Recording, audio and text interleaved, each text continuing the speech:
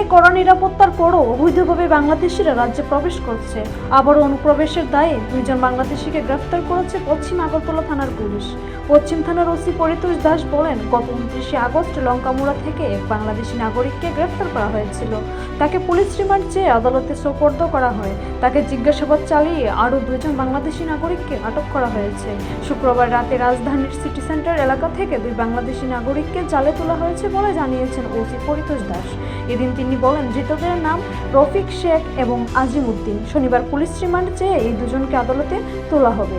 তো 29 তারিখ আমরা একটা বাংলাদেশি সুমন, যার বাড়ি নারায়ণগঞ্জ বাংলাদেশ, তাকে আমরা লঙ্কামুড়া থেকে অ্যারেস্ট করেছিলাম এবং তার বিরুদ্ধে একটা আমরা স্পেসিফিক মামলা নিয়েছি, যার নম্বর 103/2024 under section 61 clause 2 249B 143 clause 3 of BNS 14 clause A clause C foreigner act and 3 of passport অ্যাক্টে আমরা একটা মামলা নিয়েছি এবং সুমনকে আমরা আদালতে প্রেরণ করে পুলিশ রিমান্ডে এনে জিজ্ঞাসাবাদে আমরা আরও কিছু নাম পেয়েছি, রফিক শেখ এবং আজিম উদ্দিন।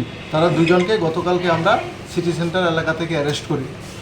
তার বক্তব্য অনুযায়ী তারা কিছুদিন আগে বাংলাদেশ থেকে অবৈধভাবে ভারতে প্রবেশ করেছিল সোনামুড়া দিয়ে এবং আগরতলা তার আশপাশ এলাকাতেই তারা ছিল এবং গতকালকে তাদের রিমান্ডের এপি সুমনের বক্তব্য অনুযায়ী, কনফেশনাল স্টেটমেন্ট অনুযায়ী আমরা 2 জনকে অ্যারেস্ট করেছি এবং আজকে তাদেরকে আমরা আদালতে প্রেরণ করব পুলিশ রিমান্ড চেয়ে।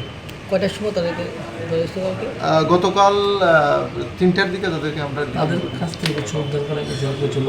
তাদের কাছ থেকে আমরা কিছু 2টা মোবাইল আমরা উদ্ধার করেছি এবং কিছু কাগজপত্র। কোন জায়গায় থাকতো তারা? এখানে তারা সিটি সেন্টার এলাকাতে এখানে একটা ফ্ল্যাটে কাজ করে।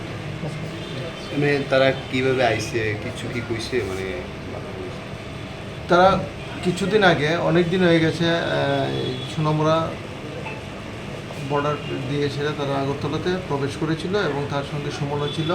হ্যাঁ, আরও কি আছে এরকম মানে বাংলাদেশি যারা ভারতের বিভিন্ন জায়গায়? এখন তাদেরকে পুলিশ রিমান্ডে জিজ্ঞাসাবাদ করলে আরও বাকি তথ্য আমরা পাবো বলে আশা করছি।